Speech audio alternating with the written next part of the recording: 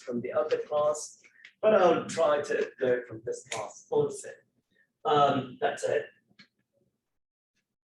What is a Z-score? You call it Z, I call it Z, it's all the same thing.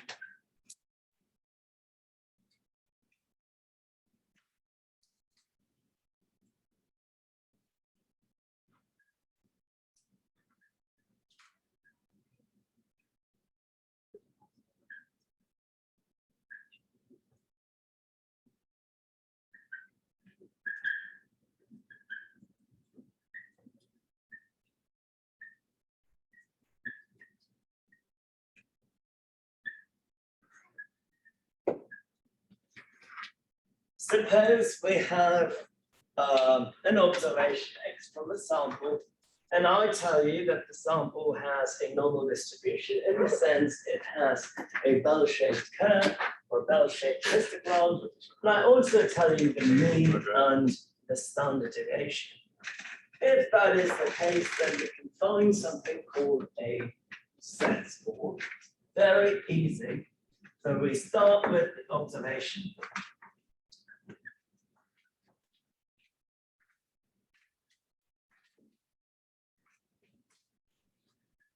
You subtract the mean.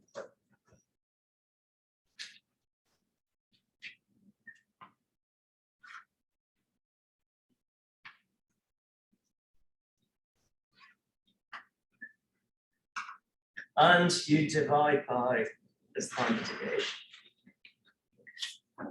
Simple formula. You may ask, well, why should we bother about coming up with this score? Well, Z-scores are standardized scores in the sense, let's say we have two different populations and we want to look at, say, MCAT scores among female students and male students. And of course, there are going to be differences in the scores. And if I say the 95th percentile among males was, it's out of 600 now, 582. And the 95th percentile among females is 429 for the year 2019. And you come to a conclusion right away stating that, oh, female students sucked that particular year because they scored way low compared to males. But here's the thing, what if their mean was small? What if they had too much variability, among the female group? So a direct comparison in terms of a raw observation, such as, 400 to 512 is not reasonable. We want something standardized. So anytime you know the data is normally distributed, and specifically if you want to compare two groups or more, Z-scores come handy. So you can take any observation from the sample, convert it to a Z-score. Does that make sense? Yes. Is it supposed to be mean minus X or X minus mean? Thank you, Santi. Need to go back and take algebra.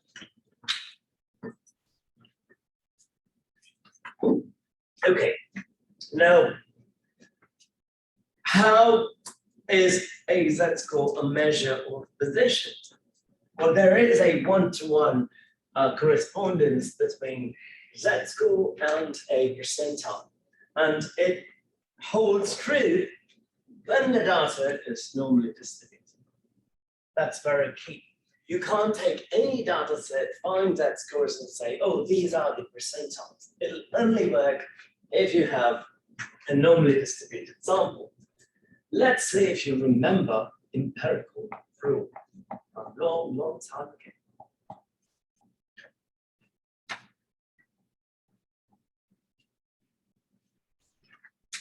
You can look at the note while you start it.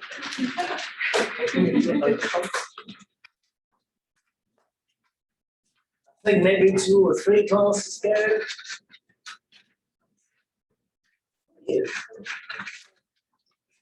What's your name? Huh? I haven't seen you in ages, Lacey.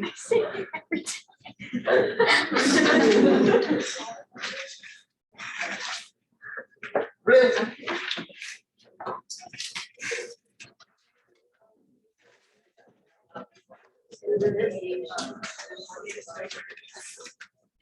No, go ahead. Second, right? All right. Yeah, go ahead. Enlighten me. It's with one standard deviation over is 67. And then within two standard deviations, it's 97.5, and then with three standard deviations, it's 99%, all within the boundary.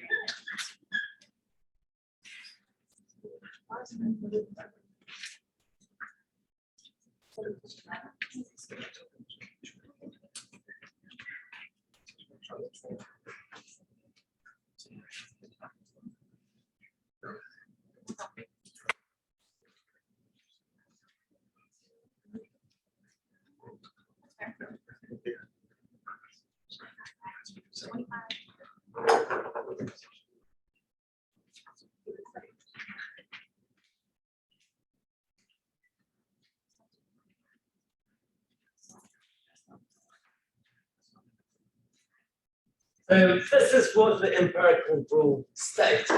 If the data is normally distributed, if you go one standard deviation on either side, within that particular range, 6 to 8% of the observation is likely or are likely to fall. Similar manner, if you go two standard deviations on either side, you'd have 95%. Three standard deviations on each side, you have 99.7%. That is the empirical rule. If it still doesn't come back to your mind, we did a problem where we asked the question, is this observation usual or unusual, very unusual? Do we remember that bit? So we use the empirical rule to determine that. Great. How is that related to a z-score? Interestingly, or mathematically,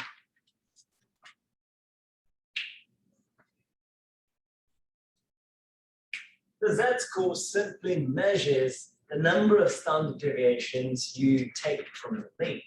In other words, on the z-score scale, this would be 0 because you're right at the mean. How many standard deviations did you take to get to that point? One. There. 0. There. 3. Here. 2.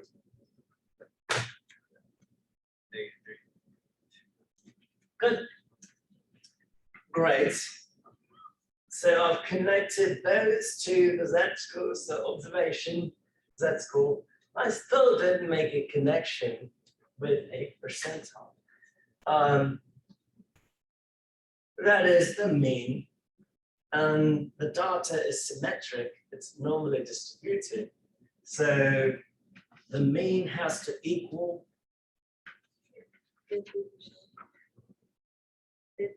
no, the mean has to equal another measure of sectogram.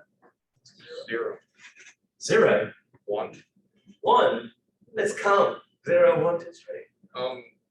Okay, just X bar. The mean is x bar, Yes. right? Yes. My question is, it will also be equal to another measure of center, The the median. median, right? Because there is no skew. If that is the median also, what percent of observations lie below the median? 50%. So we saw last time that the median is the 50th percentile, correct? So I could write that as P50.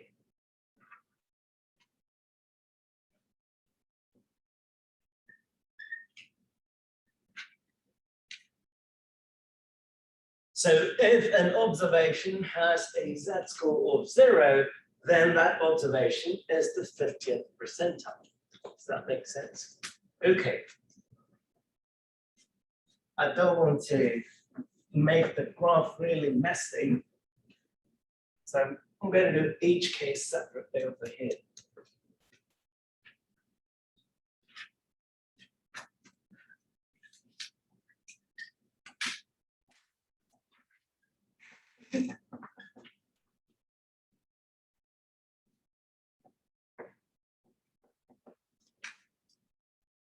Good. So the median is right in the middle.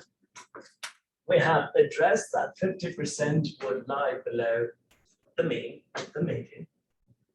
That first piece, but within one standard deviation, we have 68%.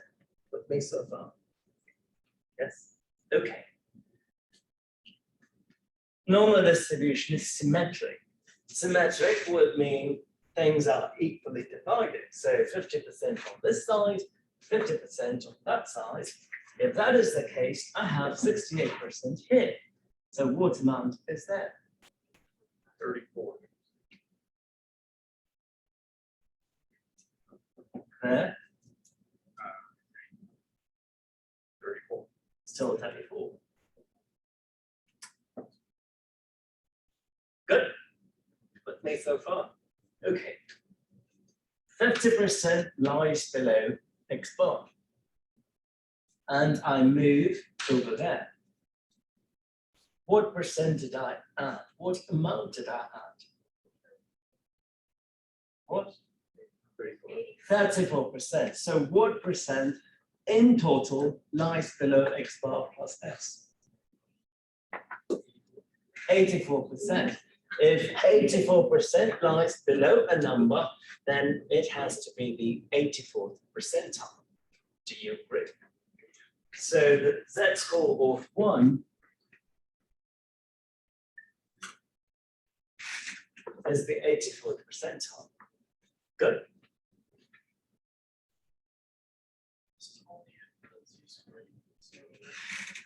Come again?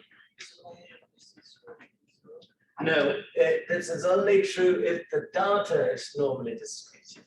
If the Z-score is 1, then it's P84. If it is 0, the observation is P50. Well, that said, what do you think? What is the percentile corresponding to -1? Let's see if you can take a guess.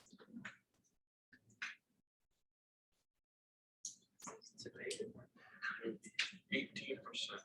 18%. Wait, no, That no, much. no, 16. How did you guess 16? I realized I messed up, but I got 16. Because everybody else said, you have to do 50 minus 34. So 50% below, right? And I'm going to the left. In other words, I'm reducing the percent. So what amount did I reduce by? I reduced by 34%. 50 minus 34 would be 16%. So 16% would lie below X bar minus S. So X bar minus S has to be the 16th percentile. Can you repeat how you got 84? 50% plus 34%. 50 plus 34 is 84. With me? Are we clear? Okay. Case 2.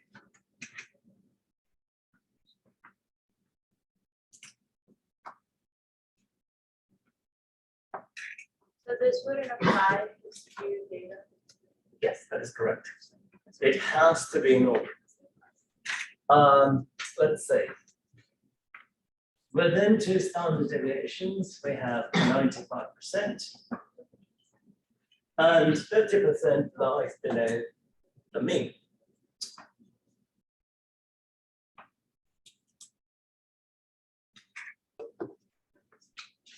We know we have 95%, which would mean if you divide it exactly in half,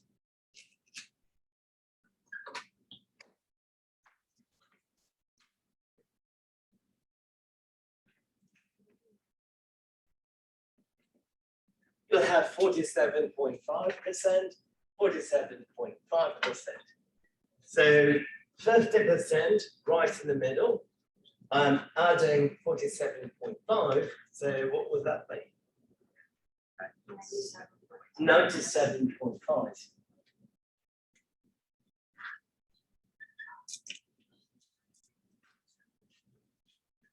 %, I have subtracted 47.5, so 2.5. 2.5% would lie below x bar minus 2s. So we have B 2.5.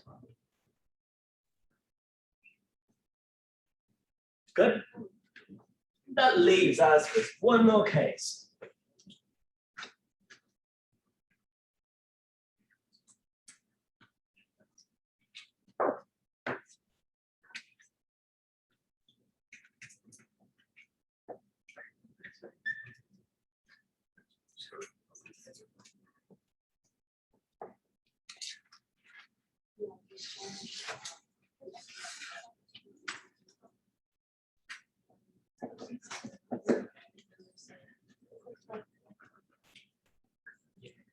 Oh, wait, that's not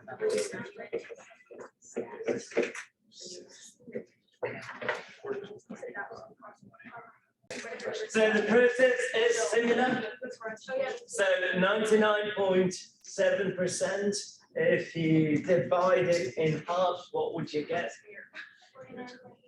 49.85. On this side, 0.15. Oh, my bad. 49.85. So from here, all the way to the middle, we have 50%. And I am adding 49.85%. So what percent of observations would lie below x bar minus 3s? 50% plus 49.85.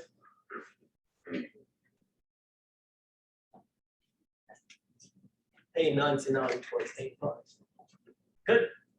On this side, 50%, and I'm taking away 49.85. So a very tiny percent would lie on this side.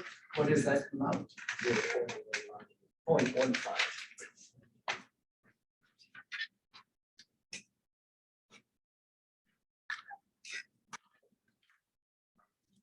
Now do you see how the z-score pretty much corresponds to a percentile, correct? So as long as the data is normally distributed, I can simply look at the data. As long as I know the mean of the standard deviation, easily I would know the percentile corresponding to an observation. Let's say you have some data that is normally distributed, and you pick one observation, and that observation has a z-score of 1.82. Good. We'll just go back to the MCAT example. 1.82. That's the z-score corresponding to a score of 512. Good. This is the MCAT score, and that's the corresponding z-score relative to the population of the sample that we have. I would like to know the percentile corresponding to 512. So if a number of students took this exam, what percent would lie below 512?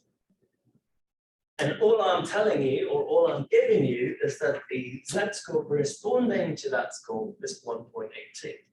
I'll give you a bunch of options, and you can tell me which the correct answer will be.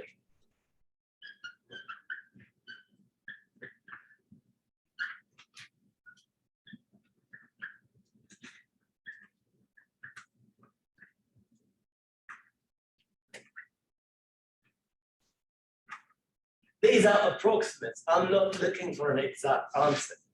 I just want you to pick the correct answer using sheer logic, logical deduction. So 512 is the score. Corresponding z-score is 1.82. Based on everything that we did here, what is the percentile of 512? If someone made a score of 512, what is their percentile? What is their rank relative to everyone else? Does that person stand at the 32nd percentile, 79, 80th, 90th, 98th? Take a guess. Just a guess is good enough.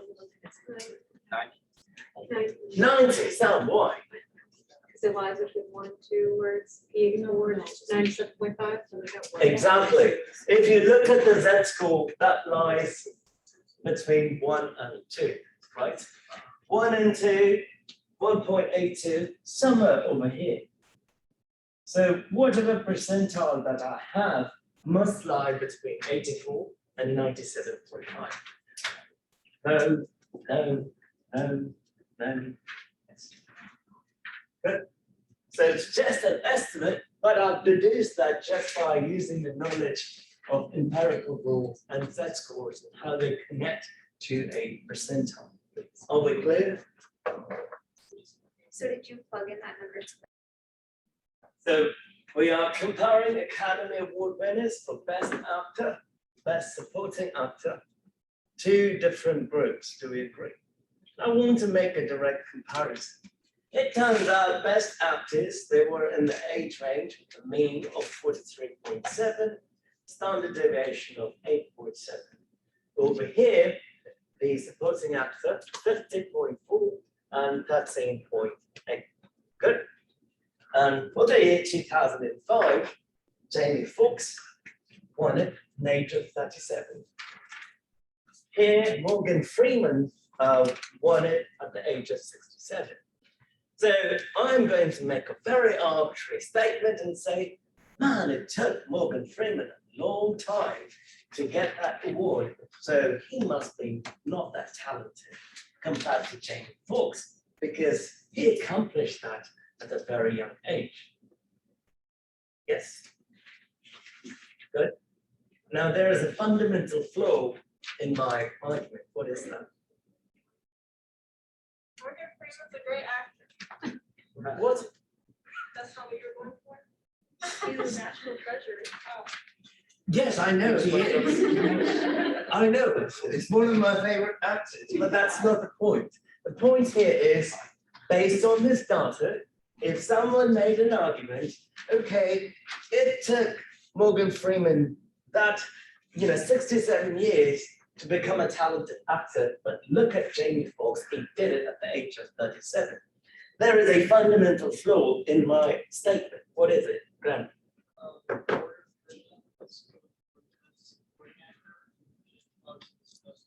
That's one. Okay, great. Two groups, correct? One is supporting actors, the other actors. I can't make a direct comparison, just like the MCAT scores. Females, males. I can't make a direct comparison because they are separate groups. So let's see who is in fact better in terms of position. So we want to determine their positions relative to their peers in each group. Among all the actors, where does Jamie Foxx stand? Among all the actors, where does Morgan Freeman stand? Good. Notice I changed the Z-score formula from X bar and S to mu and sigma, because in the problem, they said population statistics, not sample. So for population, it's mu and sigma. For sample, it's X bar and S. The formula doesn't change anyway. So I've given you X, the age for Jamie Foxx, the age for Morgan Freeman. I want you to find the Z-score for each of them. The mean for this case is 43.7, standard deviation is 8.7. For supporting actor, mean is 50.4, standard deviation is 13.8. I want you to find the Z-scores for each of those ages.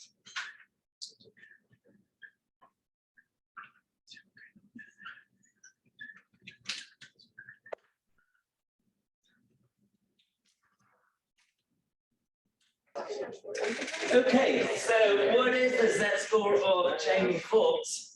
Well, X is 37 minus mu, the mean for that group is 43.7, divided by 8.7. What is the Z-score? Negative 0.77. negative 0.77.